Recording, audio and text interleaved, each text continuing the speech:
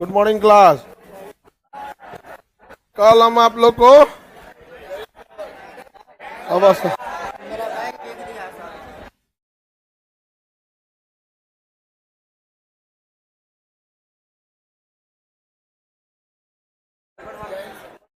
तुम लोग बैग को क्या फेंकता है किसी का?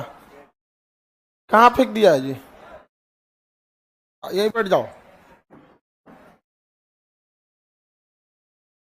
बैग कोई नहीं फेंकेगा किसी का, फेंक देंगे हम उसको।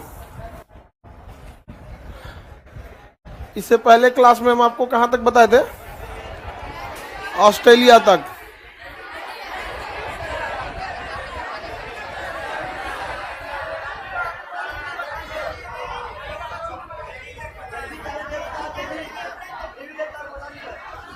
देवता देवी बताए थे। आदिति सारे देवताओं की देवी थी। सारे देवताओं की देवी आदिति। किस देवता को पुरंदर कहा गया? इंद्र। सबसे प्रमुख देवता इंद्र। सबसे प्रमुख नदी सिंधु। वितस्तता किसे कहा गया? झेलम। सदा नीरा गंडक। विपाशा शत्रुदी सतलज। परुष्णी नदी। सब बता दिया आप लोगों को। वैदिक काल का सारा व्यवस्था आपको बता दिया। वैदिक काल आज खत्म हम करेंगे। वैदिक काल के बाद जैन धर्म बौद्ध धर्म को हम लोग देखेंगे। बहुत जरूरी है जैन धर्म बौद्ध धर्म। जैन बौद्ध से क्वेश्चन देखिए पास। हाँ जैन बौद्ध से क्वेश्चन आता है, दोबारा मत पूछना।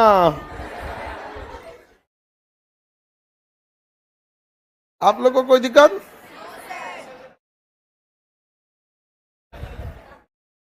उषा किस चीज की देवी थी? आरण्यई, ईला,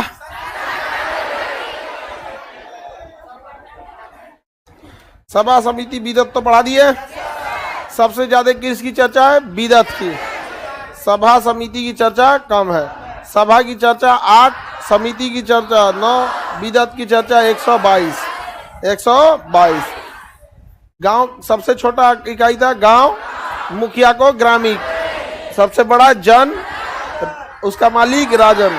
क्या होता था? राजन। किसी को दिक्कत नहीं ना? क्योंकि इस समय घड़ा, मनका तथा मृदभांड बनाए जाते थे। तो बहुत पहले से बनते आ रहे हैं। घड़ा, मनका, मृदभांड ये सब तो बहुत पहले से बनते आ रहे हैं। नहीं समझे? आगे बढ़े। इस समय 4 प्रकार के घड़े बनते हैं। धूसर मृदभांड, काला मृदभांड, लाल मृदभांड और मिश्रित मृदभांड। धूसर, लाल, काला, मिश्रित। धूसर, लाल, काला, मिश्रित। धूसर, लाल, काला, मिश्रित। 4 प्रकार के मनका, घड़ा, मिट्टी के बर्तन बनाए करते थे। धूसर, लाल, काला, मिश्रित।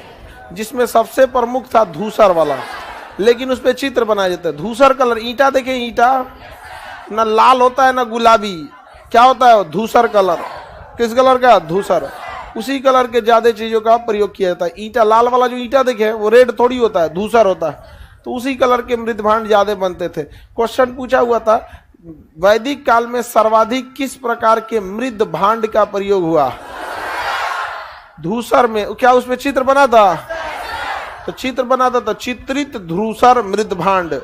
चित्रित धूसर मृदभांड। मृदभांड मिट्टी के बने होते थे। घड़ा, मनका, चूल्हा ये सब क्या मृदभांड में आ जाएगा। और चित्र बना था तो चित्रित धूसर मृदभांड। एगो लड़का क्वेश्चन पूछा कर सर लिख पता नहीं क्या दिया है, पता नहीं क्या लिखा है ये। हमको लगा क्या पूछ रहा है, तो उसको पढ़ले नहीं जा रहा था। सीबीएसई वाला था और उसको पढ़ले नहीं जा रहा था। चित्रित धूसर मृदभांड, समझ में आ गया? उसको उठा दो।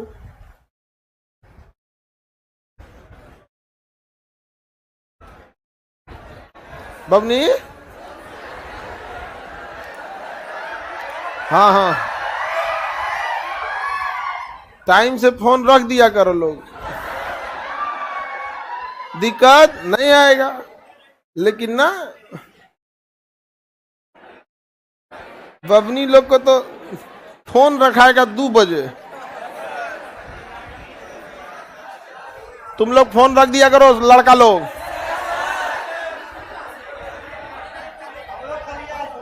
आगे बढ़े।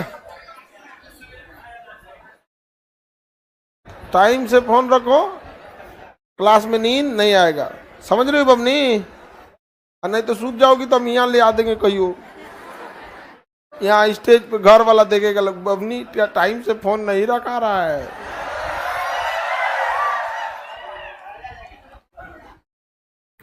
चलिए, चित्रित मीसा मृदभांड वगैरह समझ में आ गया। चलिए अब आगे समझते हैं यज्ञ के बारे में। क्या समझते हैं? यज्ञ। देखिए उस समय यज्ञ तो बहुत प्रमुख चीज था। यज्ञ और युद्ध की चर्चा यजुर्वेद में है। यजुर्वेद का जो ज्ञाता होता था उसे क्या कहा जाता था? हाँ, आधारी यु। ऋग्वेद का ज्ञाता आधारी यु। ऋग्वेद सॉरी यजुर्वेद का ज्ञाता आधारी यु। यजुर्वेद का उपवेद धनुर्वेद। धनुर्वेद का ज्ञाता विश्वामित्र। आप लोग को एक तारीख को टेस्ट लेंगे। हाँ हाँ, मंडे है, ट्यूसडे,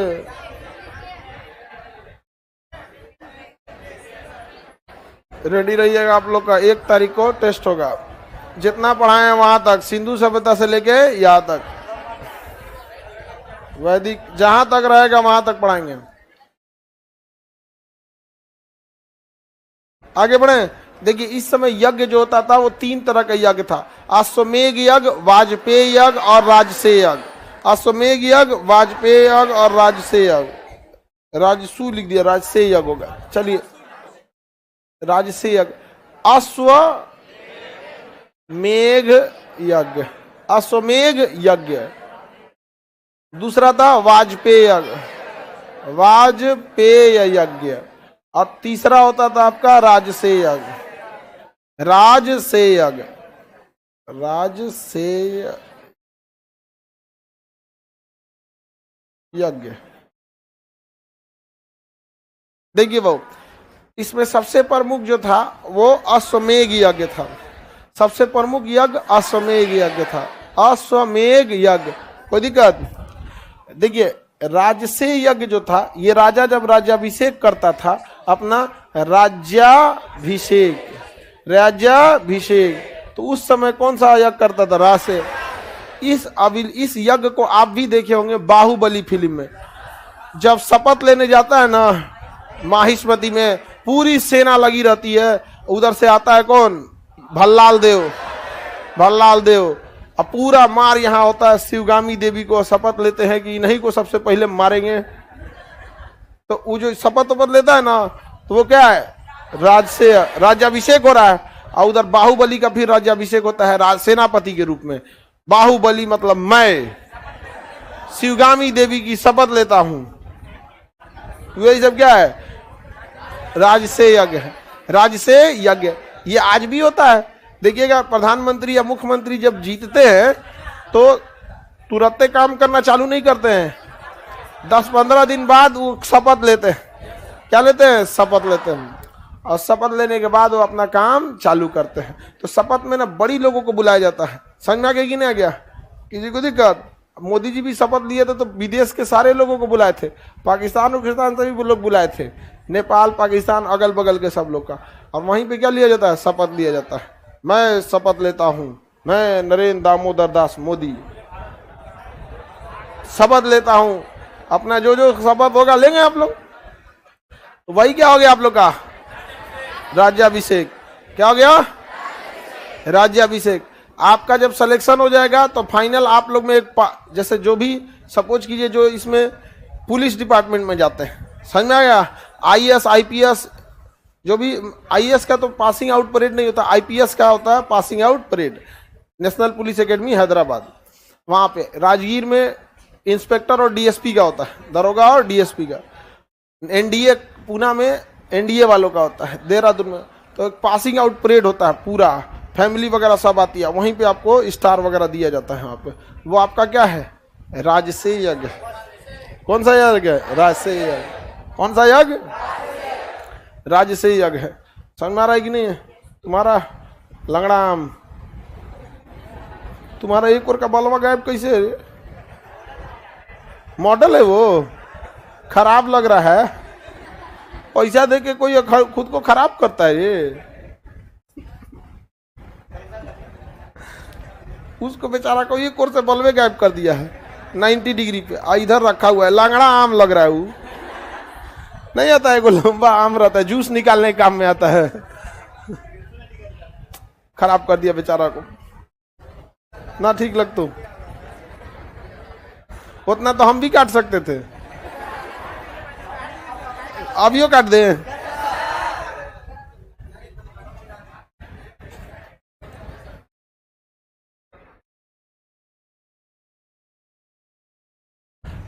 अब देखते हैं वाजपेयी यज्ञ। ये जो था ना वर्चस्व था, शक्ति प्रदर्शन था। क्या था? शक्ति प्रदर्शन होता, प्रदर्शन, शक्ति प्रदर्शन। इसमें ना रथ का रेस होता था, रथ का रेस लगाया जाता रथ का। राजा 50 गो रथ लाएगा, 100 गो रथ लाएगा, भयंकर भयंकर रथ ले आके, और क्या होगा? रथ का रेस लगेगा। समझ में आ रहा है कि नहीं आ रहा है? किसमें? वाजपेयी यज्ञ। किसी को दिक्कत? बताइए। वाजपेयी यज्ञ का मुख्य काम शक्ति प्रदर्शन, वाजपेयी यज्ञ शक्ति पर। अब देखते हैं अश्वमेघ यज्ञ। ये तो दोनों समझ में आ गया, ये तो छोटा मोटा है। ये अश्वमेघ यज्ञ झगड़ा करने का तरीका था, झगड़ा करने का तरीका था। देखिए ध्यान से, पहले राजा को अगर किसी क्षेत्र पर कब्जा करना होता था ना, फुल प्लानिंग बनाता था वो कि हमको इस क्षेत्र पर कब्जा करना है। पूरी सेना को ट्रेनिंग रखता था, ट्रेनिंग वगैरह दे देता था पूरी सेना को भरपूर ट्रेनिंग हो गया, सेना रेडी हो गई। अब वो क्या करेगा ना, यज्ञ करेगा। कौन सा यज्ञ? अश्वमेघ। अश्वमेघ यज्ञ में एगो घोड़ा रखा जाता था, और वो घोड़ा को जब यज्ञ हो जाएगा तो अब घोड़ा को हाँक दिया जाएगा। तुम बीचवा में कौन सी बोलता है रे गधा कहीं का? तो अश्वमेघ यज्ञ जो होगा तो उसमें यज्ञ में किसको बैठाया जाएगा? घोड़ा को, और उस घोड़ा को छोड़ दिया जाएगा। और राजा जानबूझ के घोड़ा को उसी दिशा में छोड़ेगा जिस क्षेत्र पर उसे कब्जा करना है। ये एक युद्ध का ललकार था कि अगर हम इधर एरिया में, जैसे मान के चलिए पटना का राजा है, वो छोड़ दिया मुजफ्फरपुर में, अश्वमेघ यज्ञ कराया, पूरी सेना पहले से रेडी रखा है, अब मुजफ्फरपुर में छोड़ दिया। अब मुजफ्फरपुर के राजा को उस घोड़ा को रोकना होगा।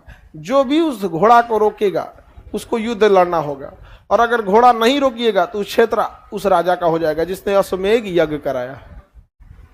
मतलब अगर युद्ध नहीं कीजिएगा तो घोड़वा चढ़ जाएगा, और घोड़ा जिस एरिया में चला गया वो हो गया। अश्वमेघ यज्ञ एक युद्ध का ललकार था कि हमें अब पहले से तैयार रहते थे सब, और घोड़ा जिधर जाएगा उधर उसको युद्ध करना होता था। और घोड़ा चल दिया वहां पे, अब पीछे से पूरी सेना लेके चल गई। तो कब्जा करने के लिए क्या क्या था? अश्वमेघ यज्ञ। कौन सा यज्ञ? अश्वमेघ यज्ञ। कब्जा करने के लिए अश्वमेघ यज्ञ। कोई दिक्कत? अश्वमेघ यज्ञ बहुत खतरनाक था। ये पूरी राजा तैयारी के साथ आता था, बिना मतलब के उसे अजुरा जाता था अश्वमेघ यज्ञ में। समझ में आ रहा है कि नहीं आ रहा है? बिना मतलब है क्या हो जाता था? लड़ाई वगैरह कर लेता था। कौन सा यज्ञ में? अश्वमेघ। ये यज्ञ याद रखिएगा आप लोग ध्यान से। धीरे धीरे हम लोग के हर जगह अब विद्यार्थी पहुंच गए हैं, हर एक डिपार्टमेंट में अपने स्टूडेंट पहुंच गए। अब आने वाले 10 साल में आप ही लोग का हर डिपार्टमेंट में दबदबा रहेगा। हमको पूछना पड़ेगा, अच्छा इस डिपार्टमेंट में सब अपने ही हैं? हाँ सब। उसके बाद हम लोग आप लोग का ट्रांसफ़र होगा राजस्थान, हरियाणा, पंजाब, कश्मीर, गुजरात के बॉर्डर पे। समझ में आ गया? और उधर के बाद आप लोग को पूरी रेडी रखना है। एनडीए सीडीएस वाले लड़के लोग पूरी तरह आप लोग को रेडी रखना है, और हम लेके आएंगे एगो घोड़ा, और यज्ञ पे बैठेंगे अश्वमेघ यज्ञ, और बाघा बॉर्डर खुलेगा, घोड़ा लाहौर जाएगा। कब गुजरा अमृतसर लाहौर आया। अब फिर होगा एक तो कौन सा यज्ञ? अश्वमेघ यज्ञ। अश्वमेघ यज्ञ। समझ में आ गया कि नहीं आ गया? पूरा कब्जा हो जाएगा कि नहीं हो जाएगा? अश्वमेघ यज्ञ कब्जा हो जाएगा। लेकिन पाकिस्तान अभी बहुत खतरनाक चाल पे चलता है वहां पे। वो सोचा उधर से कोनो घोड़ी उड़ी मत छोड़ दे।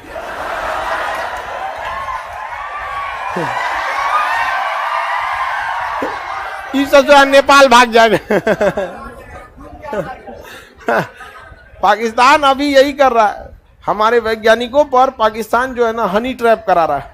मतलब महिलाओं से बढ़िया बढ़िया बतिया के, दोस्ती करा के, हेन तेन करा के, और ना वो फुसूल जाता है सब।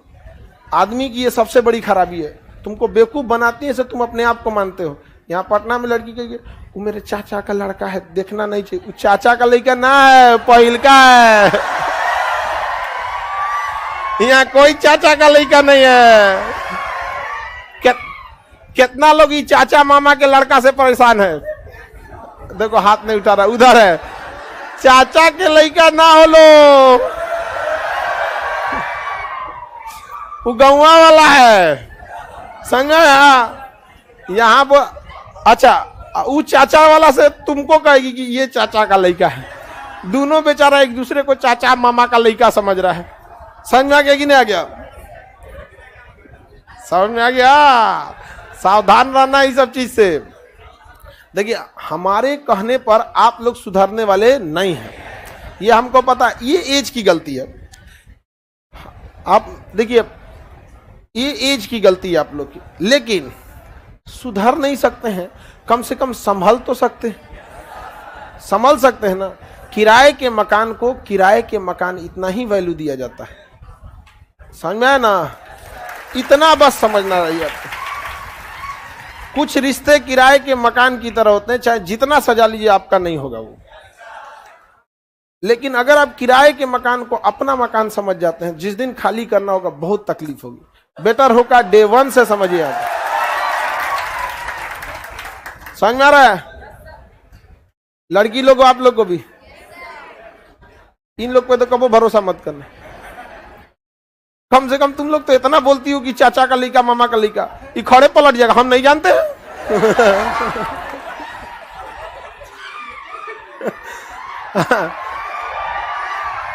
इन सबों को झूठ बोलने का लंबा एक्सपीरियंस होता है। लाइव डिटेक्टर में झूठ बोल दे सभी सब, फुल कॉन्फिडेंस, हम नहीं जानते। होगा कोई? कौन? तुम क्या टेंशन में आ गया? चाचा का लड़का तुम भी बेचारा हो।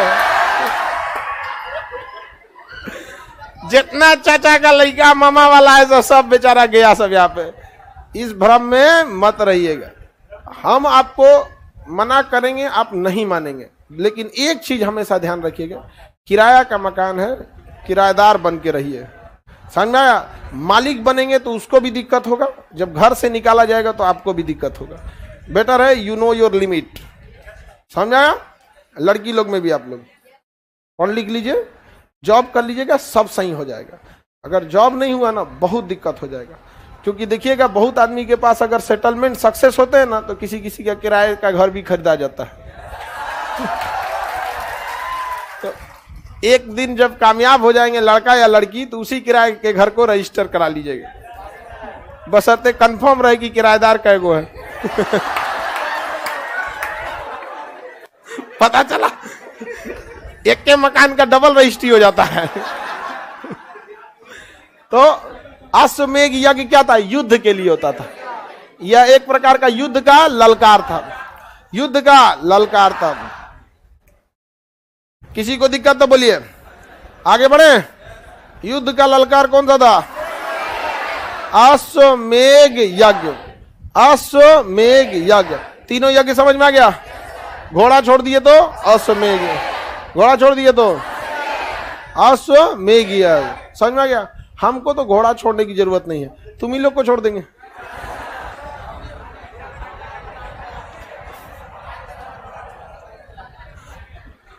घोड़ा से कम है सब। यज्ञ समझ में आ गया? याद रहेगा? राजसेय यज्ञ में राज्याभिषेक होता था, और वाजपेयी यज्ञ में भक्ति पूजन। अब हम लोग देखते हैं लास्ट टॉपिक, वैदिक काल का। वैदिक काल में लिखे गए दर्शन, किताब या दर्शन। देखिए, दर्शन को अंग्रेजी में कहते हैं फिलॉसफी। क्या कहेंगे? फिलॉसफी, दर्शन, फिलॉसफी। क्या कहेंगे? फिलॉसफी, दर्शन शास्त्र। देखिए,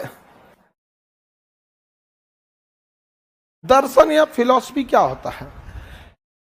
जब आप जीवन में कुछ सीखते हैं ना, जीवन से कुछ सीखते हैं, तो आप एक दर्शन देते हैं, एक सिद्धांत देते हैं।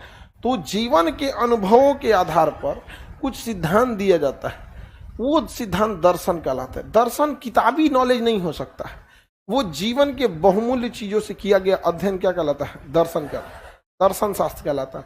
भारत में दर्शन को उतना महत्व नहीं दिया गया। तो जानते हैं, ये उपदेश एक तरह से होता है, जीवन के अनुभव से किया गया उपदेश कहलाता है।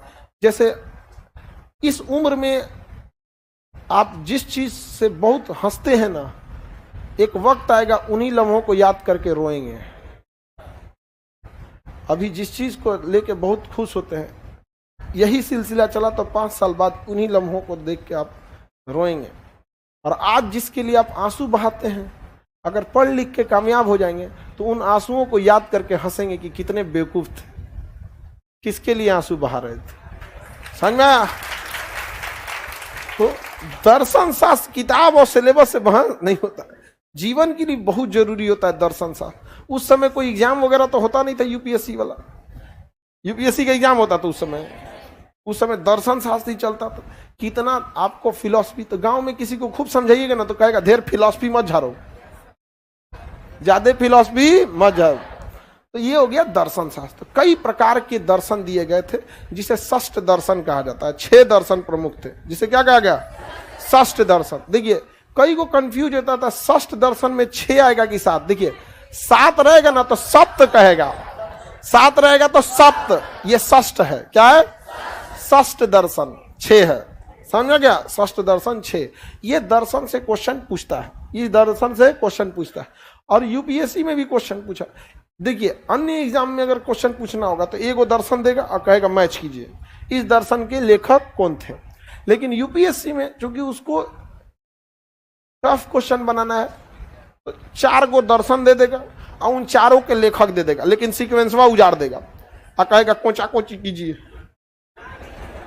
नीचे दिए गए कूट का प्रयोग करके कोचा कोची कीजिए। कौन का दर्शन ये है? 1 का 3, 2 का 5, ये रद्द कर देगा यहाँ पे। देखते हैं तो ये कोचा कोची वाला कौन बोलता है? यूपीएससी। 100 क्वेश्चन में 35 गो उसका कोचने वाला होता है। 100 गो में 35 गो होता है। 100 क्वेश्चन यूपीएससी लेगा ना तो उसमें 35 गो में खुदे आंसर देगा, खुदे क्वेश्चन पूछेगा, कहेगा मिलाइए इससे इससे इससे इससे। समझ में आ गया कि नहीं आ गया? तो आप समझ में आ गया? तो हम लोग कितना दर्शन देखते हैं? षष्ठ दर्शन। आपको पीडीएफ है आपके पास? आप लास्ट टॉपिक देखेंगे, लिखा होगा षष्ठ दर्शन, वैदिक काल में दिए गए षष्ठ दर्शन। कौन सा दर्शन? षष्ठ दर्शन। कितने दर्शन दिए गए थे? षष्ठ मतलब षष्ठ दर्शन। कितने थे टोटल? 6। ये 6 आपको एकदम याद रखना है। याद है? पहला है सांख्य दर्शन। सांख्य दर्शन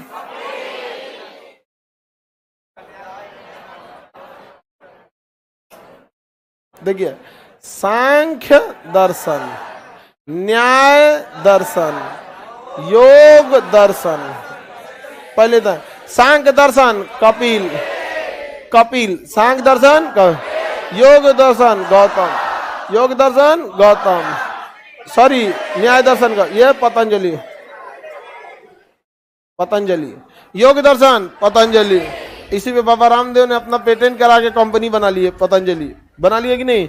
आज पतंजलि योग से ज्यादा सामान पे बेचने पे है वहां पे। समझ में आ गया कि नहीं?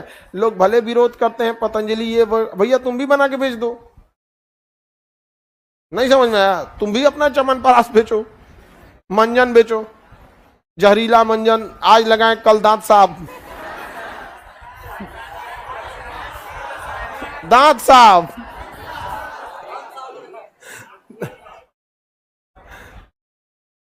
तो बताइए, सांख्य दर्शन कपिल, न्याय दर्शन गौतम, योग दर्शन। अब योगा में तो जब पतंजलि शुरुआत में थे तो उनको थोड़ी पता था कौन चीज योगा करने से क्या चीज होता है, लेकिन उन्होंने अपना दर्शन सिद्धांत दिया कि इस योगा से सांस के लिए सही है, ये मतलब फेफड़ा के लिए सही है, नाक के लिए सही है, दिमाग के लिए सही है। नहीं समझ में आया? सांख्य दर्शन इतना बेहतरीन है कि महात्मा बुद्ध के अधिकांश उपदेश सांख्य दर्शन से लिए गए। महात्मा बुद्ध के अधिकांश उपदेश किससे लिए गए? सांख्य दर्शन से ही लिए गए हैं। आगे बढ़े। अब इसके बाद देखते हैं हम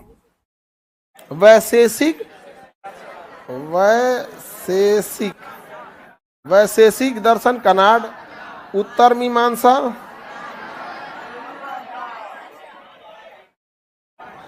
पूर्व मीमांसा, पूर्व मीमांसा, पूर्व मीमांसा। देखिए वैशेषिक दर्शन कनाड, कौन थे? कनाड।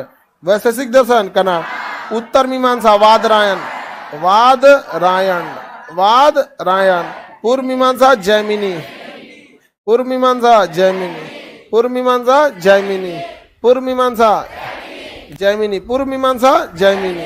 किसी को दिक्कत? गौतम बुद्ध के अधिकांश उपदेश किससे लिए गए? किसे?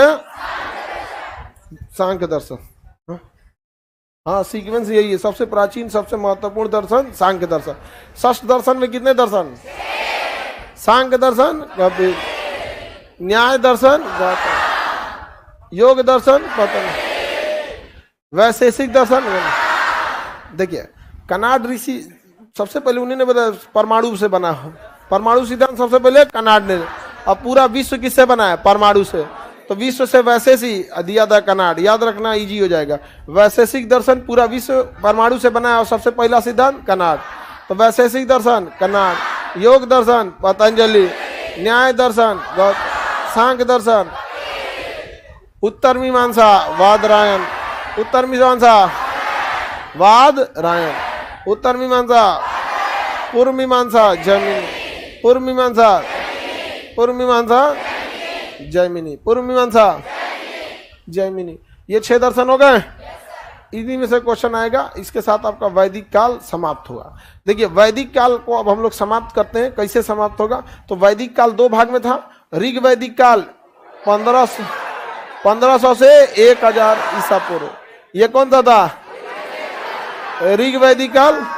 और 1000 से लेके 600 ईसा उत्तर वैदिक काल। टोटल वैदिक काल को देखेंगे तो वैदिक काल 1500 से 600, 1500 से 600, 600 ईसा पूर्व। इसी में आपका लिखा गया अर्थर्वेद। उत्तर वैदिक काल में क्या लिखा गया? अर्थर्वेद। अर्थर्वेद बाद में लिखा गया था, उत्तर वैदिक काल में अर्थर्वेद लिखा गया था। अर्थर्वेद में ही जब लास्ट चल रहा था उत्तर वैदिक काल, ऋग वैदिक काल तो एकदम प्राचीन था।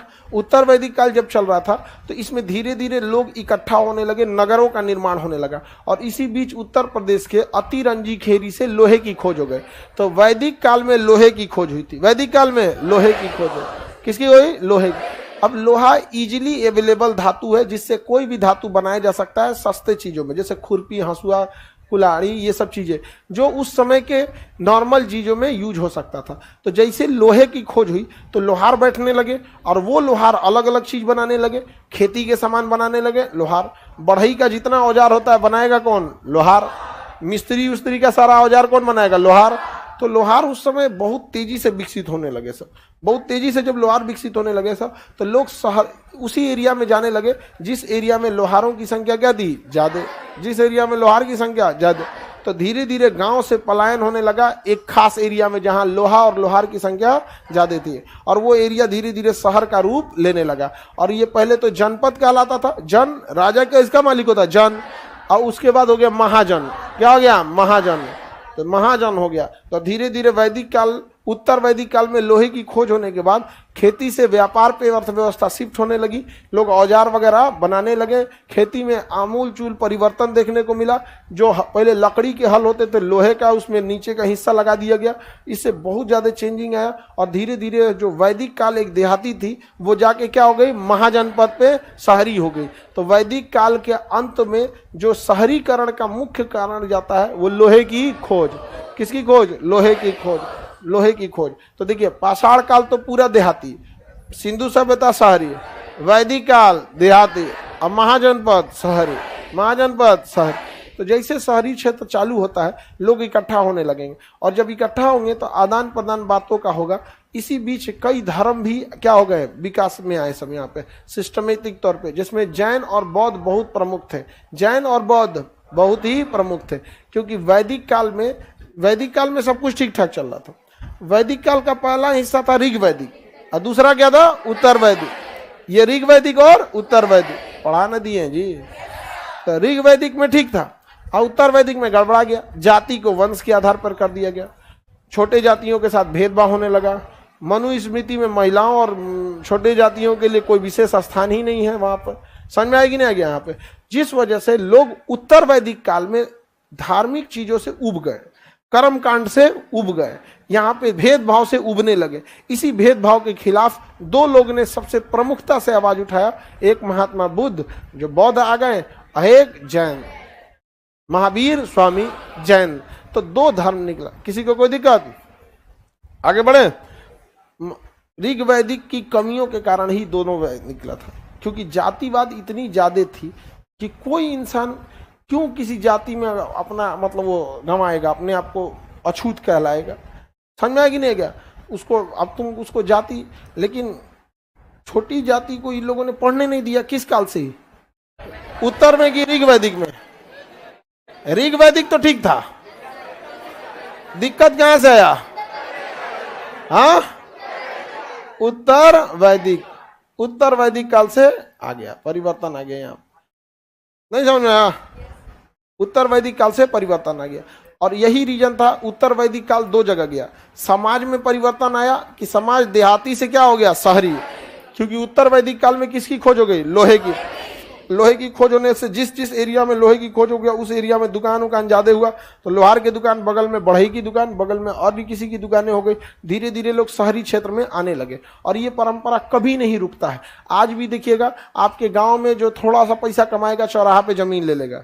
सबसे पहले गांव छोड़ के उसी गांव पे कहाँ आ जाएगा? चौराहा पे आ जाएगा। चौराहा पे आ जाएगा और चौराहा का आदमी ज्यादा पैसा कमा लिया तो जिला में चल जाएगा। जिस जिला के, जिला वाला पटना चल आएगा। समझ में गया? जिला वाला कहाँ चलाता है? पटना चला।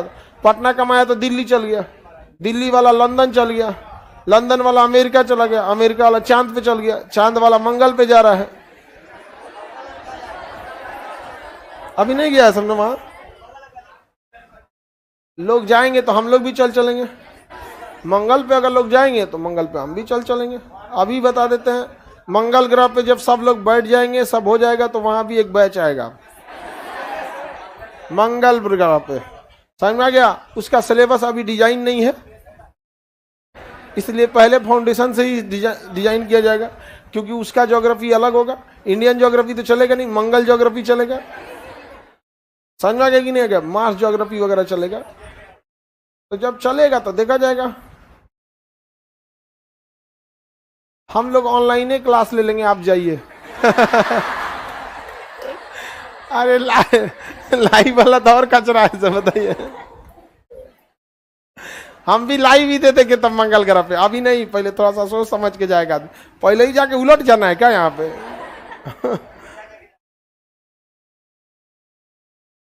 किसी को दिक्कत तो बताइए। ऋग वैदिक काल क्या शुरू से गड़बड़ था या बाद में गड़बड़ा?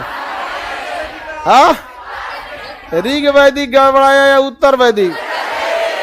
हाँ, ऋग वैदिक या उत्तर वैदिक? उत्तर वैदिक। किसी को दिक्कत?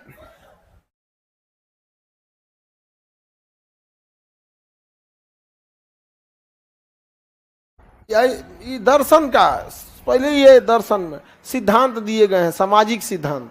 इस सब में किसका है? सामाजिक सिद्धांत। योग दर्शन में योग का सिद्धांत है, बाकी सब में कैसा सिद्धांत है? सामाजिक सिद्धांत। समाज में कैसे रहना है, कैसे नहीं रहना है, ये सब में। आप लोग अभी भी ना जैन धर्म के उपदेश को कभी सुन के देखिएगा। जैन धर्म, बाकी धर्मों, बहुत सारे धर्म हैं, आप उसमें सुनिएगा तो अपने धर्म के तारीफ में लगल रहेगा। हमारा भगवान ने ये किया, हमरे भगवान, हमरे ये, हमरे। जैन धर्म के कभी उपदेश को सुनिए। वो लोग दर्शन पे बहुत फोकस करता है, आपको संसार में कैसे रहना है, दूसरे से कैसे व्यवहार करना है, पैसे के प्रति ये नहीं करना। बाकी में देखेंगे ना, मार हमरे भगवान ने ये किया, हमरे देवता ने ये किया। मतलब बाकी धर्मों में अगर आप गौर कीजिएगा तो दूसरे धर्म के लिए ना इंटरेस्ट खत्म कर देता है।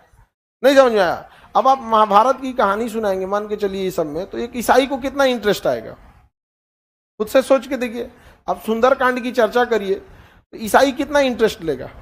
बहुत कम ही लेगा। यहाँ पे उसको समझे में नहीं आएगा। पहली बात, बाल कांड होकर पता नहीं है, अयोध्या कांड पता ही नहीं है उसको, सीधे वो कहाँ गया है? सुंदरकांड में सुनेगा ठीक ठाक। उसको पूरे रामायण में न केवल वही वाला समझ में आएगा जहाँ रावण मारा गया है, वहां उसको समझ में आएगा हाँ हाँ यही तो मेन चीज है। हालांकि रामायण का वो मेन हिस्सा थोड़ी है, रामायण तो बहुत बड़ा हिस्सा है, वो तो अंतिम क्षण है, अंतिम क्षण है वहां पे। समझ में आएगी नहीं? तो जैन वाले लोग ना काफी उपदेश को अच्छे से देते रहते हैं, संसार के कैसे कैसे उपदेश को देते रहते हैं। हम कई बार जैन उपदेशों को सुनते रहते हैं। एक आदमी हमको बड़ी ध्यान से देख रहे थे कि कहीं जैन तो नहीं है। हाँ, वो और शंका में पड़ गया यहाँ पे कि भाई साहब ये तो कहीं जैन तो नहीं है। और हम सच में जैन उपदेश बहुत सुनते रहते हैं, सांसारिक जीवन को अच्छा खासा बताते रहते हैं। अक्सर करके सागर होंगे, कभी तरुण सागर जी रहेंगे, कभी ये सागर वो सागर, आचार्य जी रहते हैं। और वो जैन ऋषि लोग को हम इसलिए कहते हैं कि वो संसारे त्याग चुके होते हैं। जो इंसान वस्त्र त्याग दिया, खाना पीना, मतलब वो ऐसे उंगली में लेके खा, ऐसे अंजूरी में खाना खा लेंगे लोग, 24 अंजूरी 18 अंजूरी इस तरह करके खाना खा लेते हैं। अंजूरी में खाना खा लेंगे, कोई खिला दिया, वहाँ शुद्ध सन चल गया। संसारिक ज्ञान ज्यादा देते रहते। बट आप लोग क्या है कि अभी उपदेश वगैरह अभी पढ़ाई लिखाई कर लीजिए। जब पढ़ लिख लीजिएगा तो उपदेश जहां से मिले वहां से उपदेश को क्या कर लीजिए। कभी अपने आप को कंजर्वेटिव मत कीजिएगा कि हम इसी धर्म के हम यही सुनबे करेंगे, ऐसा नहीं है। बाकी आप खुद बताते हैं कि आपका धर्म, आप चाहे जिस धर्म के होंगे, आप में लाइव वाले लोग जैन हैं, अच्छा लाइव में बहुत सारे लोग जैन हैं, सब यहाँ पे भी होंगे लोग, इससे कोई बहुत बड़ा नहीं। हमारे सामने तो धर्म का तो कभी बातों मत कीजिएगा यहाँ पे, खास करके हमारे आगे। यहाँ इतना पता है, सबको पता है कि आपके धर्म के भगवान बहुत शक्तिशाली है, सबको पता है इतना, इसमें तो कोई डाउट नहीं है। जब आपका कहना है कि आपका धर्म सही है, बाकी धर्म गलत है, तो ये बतिया समाज से क्या कहते हैं, अपने भगवान से कहिए, वो व्यवस्था करेगा कोई। नहीं समझे? हम लोग का कौन सी हिसाब है? सपोज कीजिए पृथ्वी के लिए खराब था डायनासोर, जिसका पृथ्वी था उसने निपटा दिया डायनासोर को। अगर हम या कोई खराब रहेगा, कोई जाति या कोई धर्म खराब रहेगा, तो इसका जो मालिक है पृथ्वी निपटा देगा उसको। उसको क्या चाहता है? सारे एक जगह इकट्ठा करके गुल का पीठ फेंक दे। धार्मिक चीजों से थोड़ा सा क्या करिए, अपने आप को थोड़ा बचा के रखिए अभी की एज में, क्योंकि ना इसमें क्या है ना, आपकी मानसिकता तो ही संकुचित होने लगेगी। अभी पढ़ लिख लीजिए, फिर पढ़ लिख के एक बार वैदिक काल को देखिए ना, ब्रह्मचर्य जीवन में शिक्षा पे ध्यान दिया गया था कि नहीं? गृहस्थ जीवन पे परिवार को ध्यान दिया गया था। वानप्रस्थ जीवन में कहा गया था धीरे धीरे सन्यास भी अपनाइए और समाज को भी देखिए। और सन्यासी जीवन में पूरा सन्यास अपना लीजिए, पूरा पूजा पाठ करिए, कौन मना किया है? लेकिन इसी एज में जाएंगे तो आपकी बहुत सारी दायित्व भी बन जाती है यहाँ पे। तो समझ में आ गया आप लोग को? तो अब हम लोग वैदिक काल के बाद कहाँ जा चुके हैं? महाजनपद। दो चीजें हो रही, एक धार्मिक रूप में चेंजिंग हो रहा है जैन और बौद्ध, असामाजिक दृष्टि से चेंजिंग हो रहा है ग्रामीण से शहरी, ग्रामीण से शहरी।